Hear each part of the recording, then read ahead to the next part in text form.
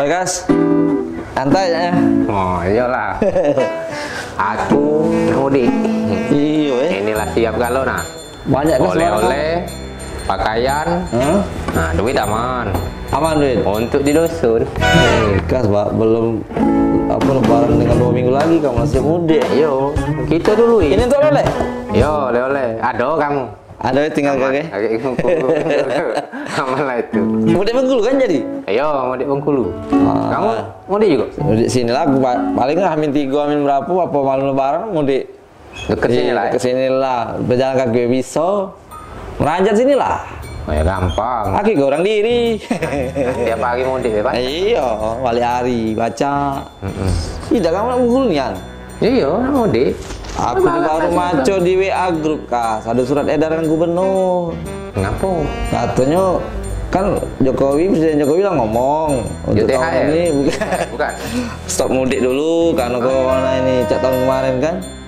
Lah 2 tahun aku tidak mudik nih. Iya, ngerti. Cuma pemerintah ngomong kayak itu, tidak boleh dulu mudik. Terutama yang dari Palembang nak keluar dari Sumsel. Tidak boleh niat. Nah, kalau yang di Sumsel kata gubernur boleh. Tapi ada peraturannya tetap tegakkan protokol kesehatan. Iya, kalau tidak salah tidak boleh kalau keluar Sumsel itu guys. Agak dipasangi pos polisi, pos gabungan pokoknya. Nah, macet ini oleh-oleh lah aku beli.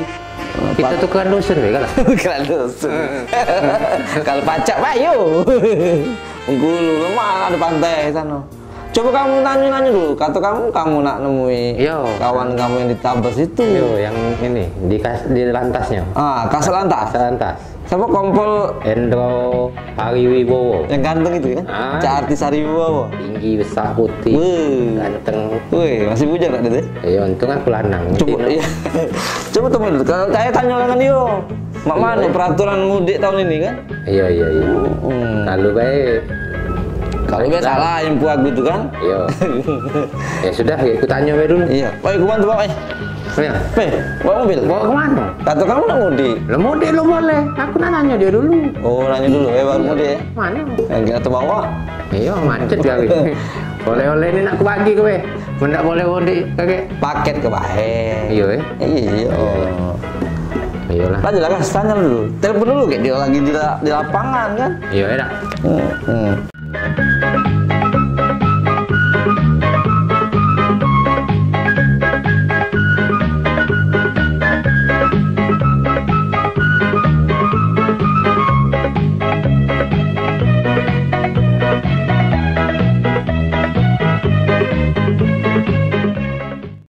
Masyarakat kita ini kan termasuk bandel kan? Bandel ya? Bandel dalam artian udah ada larangan masih tetap mudik. Nah, ada yang sebagian sudah curi start kan?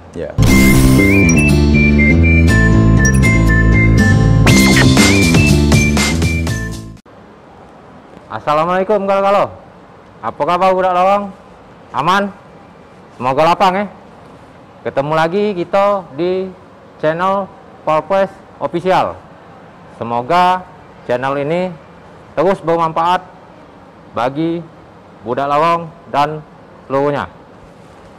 Hari ini Akas bakal podcast dengan Kasat Lantas Polrestabes Palembang. Di sebelah kita ada Kompol Endro Hariwibowo SIK. Salam Dan. Salam. Assalamualaikum warahmatullahi wabarakatuh. Kita buka masker dulu ya? Boleh buka. Cak mana puasa kita hari ini? Alhamdulillah lancar, sehat. Ini kan sudah 2 minggu, ya hampir 2 minggu lebih lah kita puasa.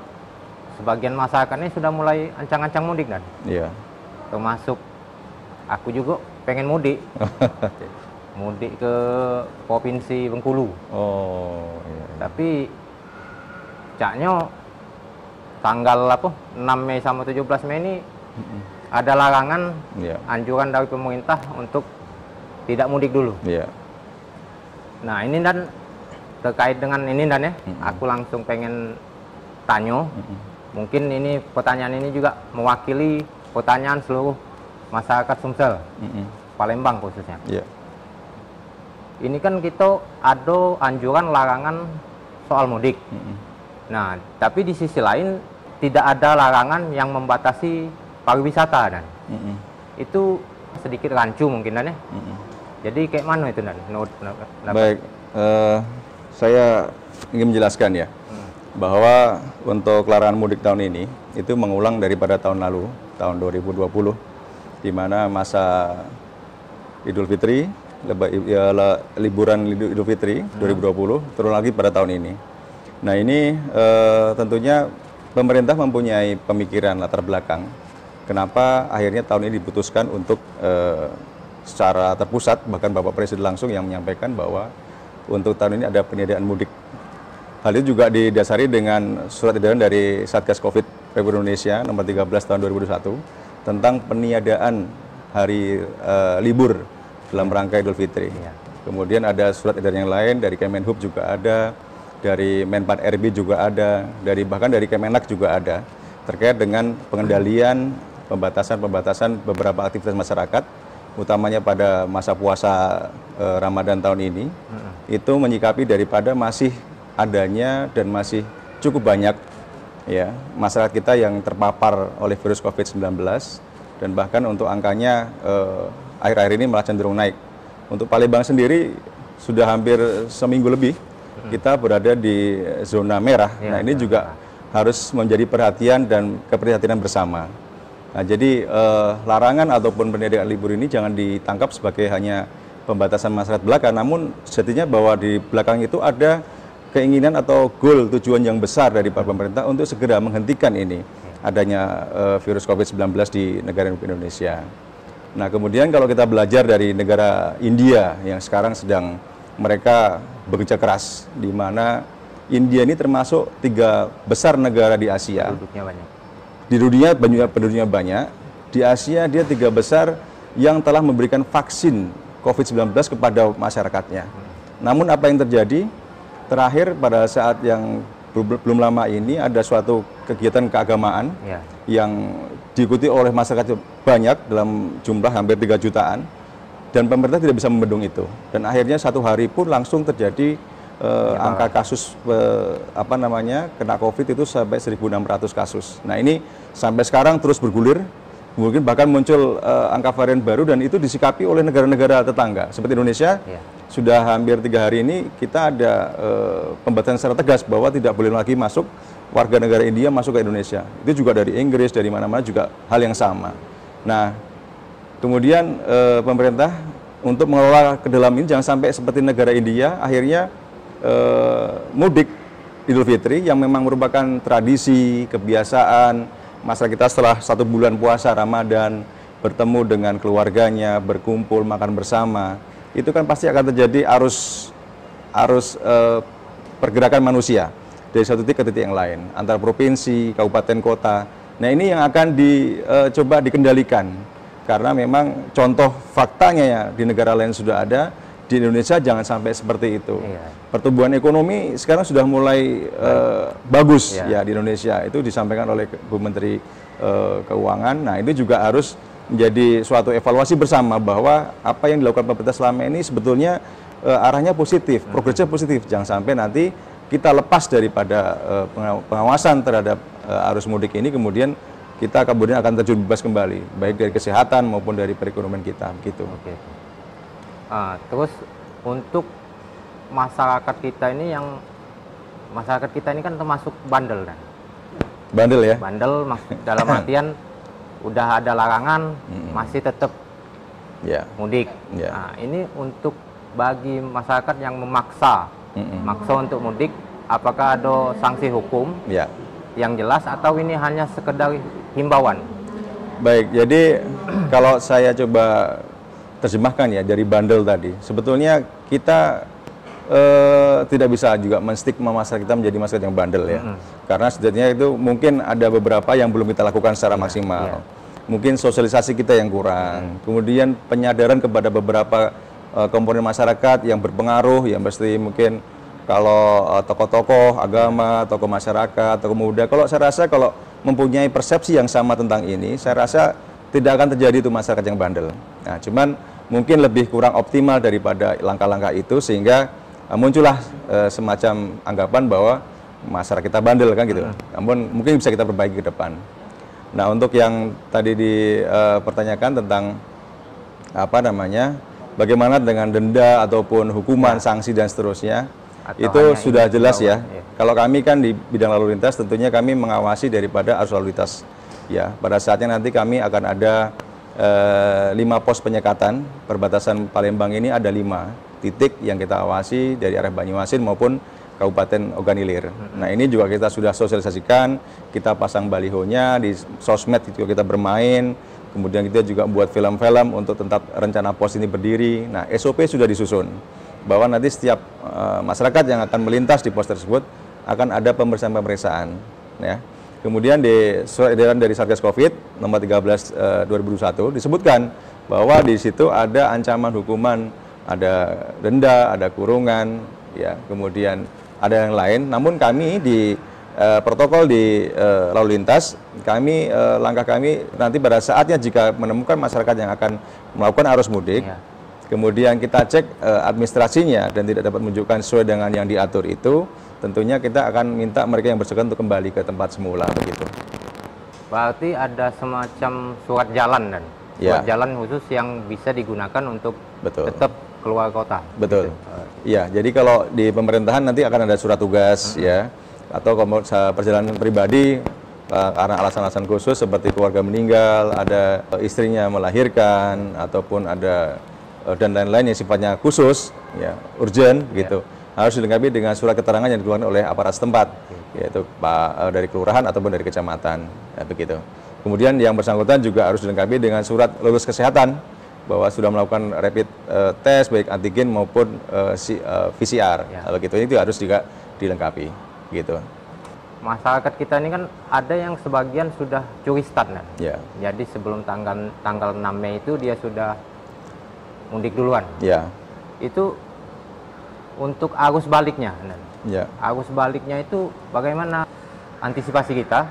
Apakah yang kita sekat ini kan untuk yang keluar ataupun yang lebih terkonsen pada yang mau mudik. Nah, untuk arus balik nanti bagaimana? Apakah yang sudah curi start itu ketika akan pulang kita tahan dulu atau gimana? Kalau di masing-masing wilayah itu kan sekarang kelurahan-kelurahan ataupun desa-desa sudah dimintakan untuk membuat PPKM, ya, pembatasan kegiatan masyarakat ya di masing-masing wilayah masing-masing. Itu juga tentunya sejalan dengan apa yang menjadi program pemerintah untuk larangan mudik ini, di mana ada masyarakat yang berhasil masuk ke wilayahnya dan sebaliknya tentunya harus ada protokol dari masing-masing wilayah. Harusnya berjalan ini. Jika mereka masuk ke satu titik misalnya desa atau kelurahan, dia akan menjalani dulu isolasi mandiri selama 14 hari. Setelah itu baru nanti akan mereka bisa setelah dinyatakan sehat, tidak terpapar oleh virus COVID dan seterusnya, baru bisa dia kembali ke rumah masing-masing. Pengalaman ini terjadi pada saat keluarga saya dulu, di tahun lalu. Dia berhasil pulang ke kampungnya di Magelang, Jawa Tengah. Dia nggak langsung bisa pulang ke rumahnya, dijemput oleh aparat dari Hansipnya, Pak Lurahnya, kepolisiannya, bersinergi. Jemput, kamu harus masuk ke balai desa dulu, isolasi. Begitu. Dan itu berjalan tahun lalu. Nah, tahun lalu ini harapannya juga seperti itu. Kita belajar selama hampir setahun lebih kita berada masa COVID ini, saya rasa semua pemerintahan, unsur-unsur, semua komponen masyarakat, semua saya rasa sudah cukup belajar lah dari setahun pengalaman ini bagaimana supaya tidak ada wabah-wabah COVID yang terus tumbuh di lingkungan kita, begitu. Berarti ribet ya. Maksudnya kalau aku makso tetap mudik, bakal diisolasi, bakal di ini. Harusnya berjalan seperti itu, karena memang ya itulah, ini langkah-langkah ini harus dilakukan karena memang betul-betul COVID ini harus dilakukan oleh semua pihak. Tidak bisa hanya diserahkan kepada kepolisian, TNI, pemerintah, namun sejatinya masyarakat juga harus sadar dan kemudian menularkan kepada yang lain bahwa ini betul-betul tidak boleh dilakukan gitu. Lebih baik urung baiklah kemudian. Nah, lebih baik tetap di Palembang, cukup dengan video call. Betul. Itu, kita bisa memakai itu. Nah, mudah-mudahan acara ini bisa juga mengedukasi masyarakat di Palembang bahwa sejatinya kalau mudik tahun ini cukup repot. Nah, kita sudah difasilitasi dengan teknologi informasi ya, ada WA, ada video call. Bisa dipakai itu untuk jalur komunikasi silaturahmi dengan keluarga. Saya rasa semua pihak semua sudah tahu bahwa memang ini masanya lagi seperti ini begitu. Terkait dengan vaksin ini, Nan. Ya. Sebagian masyarakat kita ini kan sudah mulai divaksin. Ya. Ada yang 2 kali vaksin sudah selesai vaksinnya. Itu vaksin ini kan menumbuhkan kepercayaan masyarakat, Nan, bahwa setidaknya bisa mengurangi resiko dia terpapar kena virus tersebut, virus COVID-19. Sedangkan pemerintah menganjurkan untuk tidak mudik. Nah, jadi jika masyarakat mungkin memprotes, dan ada yang bilang, ya buat apa divaksin kalau kita masih dilarang mudik. Nah, itu gimana? Justru itu target pemerintah untuk memberikan vaksin kepada sekitar 70 juta penduduk Indonesia ini belum tercapai, masih cukup minim. Kemarin paparan dari Kepala Dinas Kesehatan, di mana untuk vaksin sendiri masih ada pengumuman-pengumuman. Pertama kan kepada beberapa pejabat ataupun pelayan-pelayan publik yang diberikan vaksin seperti polisi juga, TNI juga. Kemudian yang sekarang yang nomor 2-nya adalah kaum manula, lansia, maaf lansia ya, lanjut usia, di mana usia tersebut adalah merupakan usia yang cukup rentan. Jika kemudian terpapar, kemungkinan meninggal dunia sangat tinggi. Sehingga sekarang fokus pemerintah sedang di sana.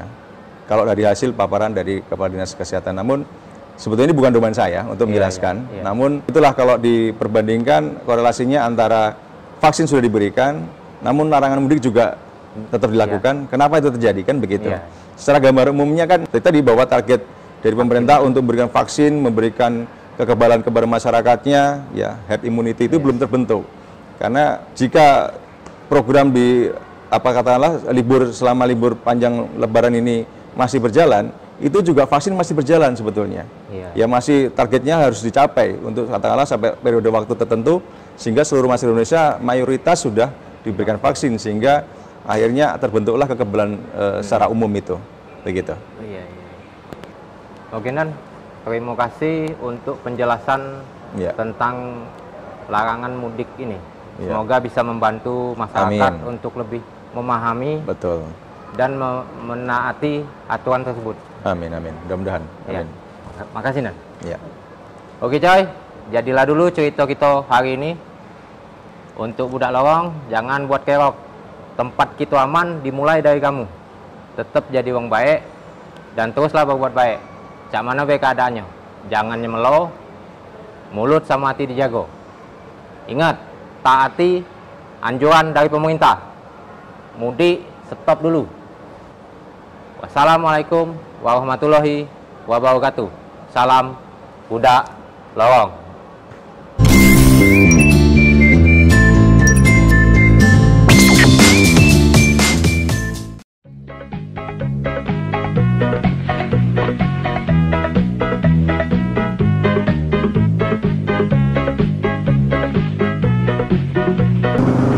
Hai, bener nih Yan, uji Iqbal tadi. Aku nemui kasat lantas. Uji dia, tak boleh nih Yan mudik. Mak mana ini? 2 tahun tak balik. Video call tu lah macamnya. Dem, nangis lewat video tu lah nangisnya.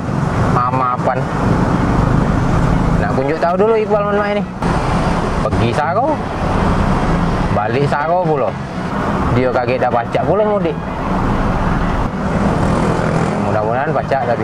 Mudik dusun dia belah. Masih baca kalau aku balik ke dusun. Dusun wong aku.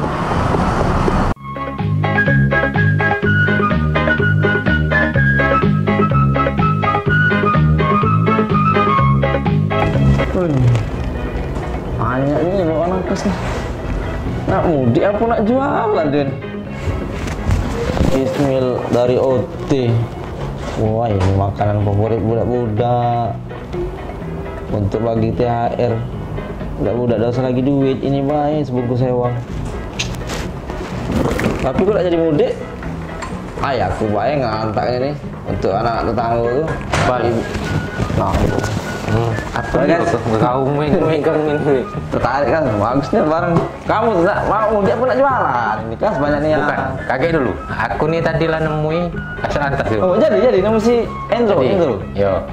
Endro lagi Memang bawa. tambah dalam enggak ini? Macetnya kan? Macet. Iya, ndak jadi aku Ndak mudik. bisa kan? Ndak macet. Nah, ndak cayo kau. Sago nih an. Mudik pergi Sago. Balik Sago. Pergi Sago balik Sago. Iya. Mending gas. Tidak, ada aku sih kok. Mau mana? Kita tetap mudik, tapi aku melok ke dusun gawe. Mudik ke dusun gawe. Ini judulnya tetap mudik. Yo, mudik. Oh, tapi aku ke dusun gawe. Berarti nih bagi ke dusun aku be. Yo, tidak apa-apa. Kita sedekah gitu. Kita mbek bagusnya ya. Yang penting kita aman, keluarga kita aman. Iya kan sih, kalau melakukan corona. Iya, kepalangan aku lah. Atau Kebeli. jadi juga. Tidak apa-apa. Jadi kesimpulannya apa Pak Ikas? Kamu ngobrol-ngobrol tadi. Aku nanya juga. Jadi kesimpulannya cak nih. Mudik itu melepas rindu. Pendek kata silaturahmi. Tapi perlu dipahami, mudik itu bukan cuma tentang kita, tentang keluarga, tapi jadi urusan galau-galau. Agama memang ngajar ke kita untuk tidak mikir ke diri dewek. Hak asasi yang kita punya ada aturan, tapi dibatasi dengan hak asasi wong lain. Kita tidak boleh egois, cuma mikir ke diri dewek. Iya Kas. Nah, kita mungkinlah sudah divaksin, mungkin kita kebal, tidak tertular lagi dengan virus itu. Iya. Tapi bisa jadi kita yang bawa virus itu, nular ke nenek kita, tetangga, kawan di dusun. Makanya dilarang. Kalau tidak takut mati yo, mati memang sudah diatur. Tapi justru itu mati tidak usah kita cari, agak datang dewek mati itu. Kalau kita siap ya lemah, cetok masuk surga. Iya, ada bekal. Ada bekal. Nah, jadi sekarang ini keikhlasan kita untuk menerima ketetapan tidak mudik dari pemerintah sedang diuji. Iya.